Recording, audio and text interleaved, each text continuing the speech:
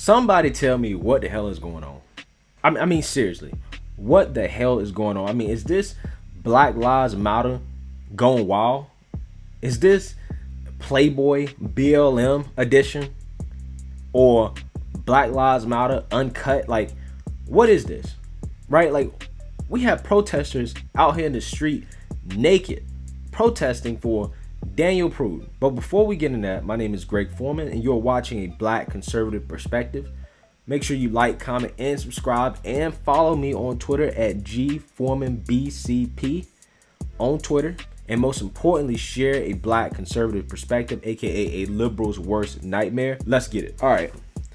So every single day it seems like these protests just take a whole new turn. People doing something more crazy, and crazier every single day. So now we have protesters out here naked on the pavement protesting for Daniel Prude. And I didn't really want to talk about Daniel Prude until I got all the facts and information. And I'm just going to say straight off the bat, man, like, this is not a homicide. It's not. There's no fault from the police on this. Right? Like, you know, Daniel Prude's brother, I get it. Like, you're hurting, man. I couldn't imagine losing my brother like that, right? You know, if my brother had mental health issues and was high on PCP and you call the cops to try to help him and then he ends up dead, yeah, I would feel some type of way as well, too. But at the same time, we have to take a step back and understand what actual circumstances led to that situation. Right? And I think that that's what a lot of people just fail to do in a lot of these situations, right? Take personal responsibility. Daniel Prude apparently smoked a PCP joint at a party before getting to Rochester. And that's how he had been sent to Rochester in the first place, because he was acting crazy. His sister had sent him to Rochester. And apparently when he had got there, he escaped his brother's house at 3 a.m. in the morning, going out in the street, butt-ass naked, in the snow, right? Breaking windows. He was, bleeding because he was breaking stuff. And I feel like the police had treated him pretty fairly for the most part during that interaction. The police shouldn't have been laughing and joking, but at the same time, or should they be fired and you should protest because they was doing that? No, absolutely not. And I think that a lot of people try to overlook a key point, which is that they put a spit hood over his head because it was peak corona season. They didn't want to get spat on or catch corona, obviously, right? And they didn't try to actually restrain him until he attempted to get up. And I don't understand why people don't understand that. Why people want to overlook things like that. You read a lot of articles, and I've read so many articles about this case, and I've watched the video over and over and over again to try to gain a clear understanding of what happened.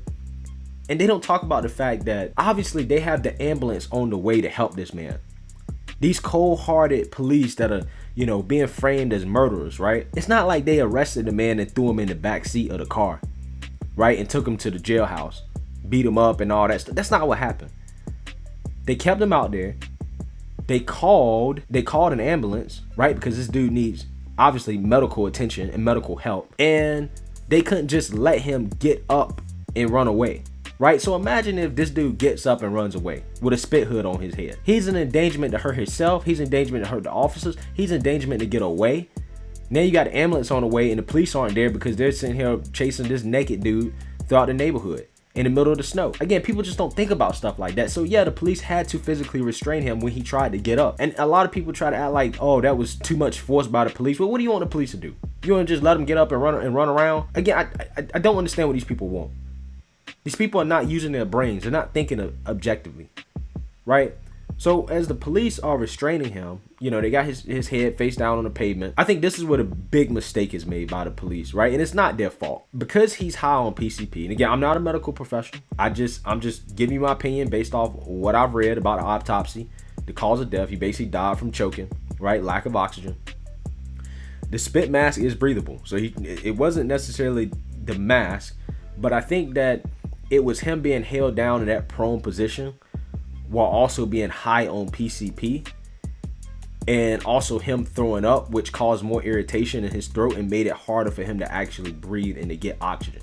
It was a combination of things. It wasn't just the officer sitting there. That's not what happened. That's not what happened. But if you read these stories and you listen to these protesters, And Daniel Prude's family, because they're talking about trying to sue everybody, they try to make it seem like that's what happened. And that's not what happened. You know, I'm sorry to say. What happened was the police was using a normal police hole to restrain this man until the ambulance got there. And if you listen to the police, they was checking in once the ambulance got there to be like, hey man, you okay? You good? You good? You calm down? Like they just trying to get the man to calm down. That's all they was trying to do. And I think because he had a spit hood over his head, I think the officers could not accurately observe how Daniel Prude was actually doing in terms of his oxygen intake. And that's why I think that this was a mistake more than anything. So when the ambulance gets there, you can already hear the medical professional from the ambulance basically talking about the PCP and how that could have affected his, you know, breathing and whatnot, and why he basically stopped breathing at that point, right? So then they turn him over and they give him chest compressions and CPR. They try to get him to start breathing again, but unfortunately at that point he had already lost a lot of oxygen in his brain, and essentially he was just too far gone at that point, right? Again, when you look back at the story, man, it's like, it's tragic, it's sad, it sucks. Like, I couldn't imagine losing a family member or brother in that way. This is not a case of police brutality. This is not a case of police misconduct. This is a case where there was a ton of bad things and contributing factors that went into this man's death. The number one most important factor was the fact that this man had mental health issues and was high on PCP. That is the number one factor, right? And that's something that too many people in the liberal media is overlooking. When are we gonna start holding these people accountable for the choices that they make, right? If you go out here and you get high on PCP and you run out here in the street naked, anything can happen to you, bruh. I mean, you lucky that the police was allowed to get to you. You lucky that some random person, you know, that you met in the street didn't try to harm you, right? Considering some of the things this man was saying and some of the things he was doing. And so many people overlook that stuff, man. It's like, you got to take personal responsibility. You can't be out here getting high on these crazy ass drugs, running around here in the streets and think that nothing's bad gonna happen to you. You know, and you got people talking about, well, they should have called a mental health professional and all that. Again, you call a mental health professional. What happens if Daniel Prude tries to get up and run away from the mental health professional? What then? Now you got to train a mental health professional to restrain Daniel Prude now at this point? And I'm not saying that there's not room for improvement and that this could have been prevented. But the number one way this could have been prevented is if Daniel Prude would have made better choices with his life. If he would have chose not to get high on PCP, this wouldn't have been happening. He would have been alive. Now, his brother tried to seek mental help for, Daniel Prude before this at the hospital, in which he's claiming basically malpractice. Now, so it looks like the family's just trying to sue whoever they can to get some money. And I'm not saying that they just going after money. That's not what I'm saying. But it's just, I'm just giving you the facts. They're trying to basically blame everybody for malpractice. But one thing I'm not hearing come from their mouth is that my brother should not have been high on PCP running around in the streets naked. You never hear that. And I really hate to say that. But there are now officers that are resigning, right? I think the chief of police at Rochester had resigned. And then some people under him has resigned. And it's like, these officers can't do their jobs anymore. They just can't do their jobs. Even if you use proper police protocol, if somebody happens to end up dead, you might get protests and riots in the street. You're gonna have people sitting out in front of the police station or the mayor's office, butt ass naked on the pavement. You know, like some of these people are doing. You know, my question to these protesters is that, what are you guys protesting for?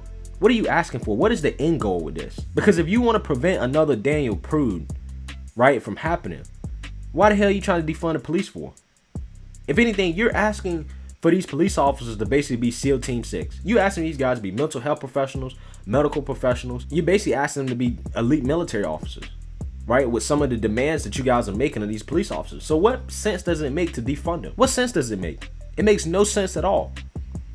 Well, we need to shift some of, the funds over from, the police to, mental health and all this other stuff. And it's like, again, what would a mental health professional have done in a situation like that with Daniel Prude trying to get up and run away? They would have had to have restrained him. Don't you need police to restrain him?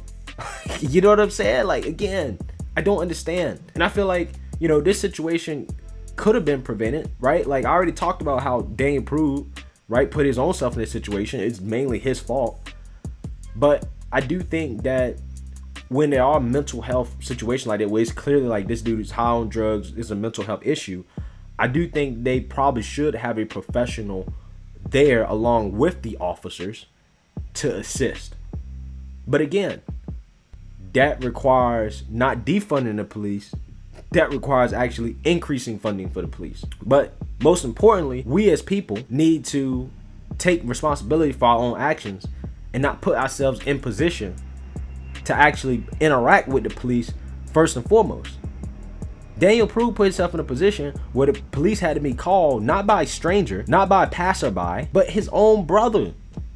He was so out of control that his own brother had to call the police on him. That's how out of control this man was. And we have to take responsibility for that. That's nobody else's fault but his. It's an unfortunate situation, but these protesters, man, y'all can't keep doing this. Every time something happens, y'all get emotional about everything. Every single time, it's just all emotion. You don't sit down and really critically think about, okay, what happened? How could this have actually been prevented? What could the police have done any differently? Well, he didn't need to be restrained. Yes, he did. He tried to get up. When you try to get up, yes, you're asking to be restrained. They're not going to get up and just let them run around. But again, people they forget that for whatever reason. And I really don't know why. Right? It's like facts don't matter. Facts don't matter. Real life situations don't matter. Everybody lives in this imaginary world where criminals just do everything the cops say, and there's never any resistance. There's never any nuance. No situation is ever ambiguous to them. No situation is ever ambiguous. The criminal is always right. The victim is always right. But anyways, that's my take on this situation. Let me know what you guys think. Don't forget to like, comment, and subscribe. And most importantly, share a Black conservative perspective. Peace.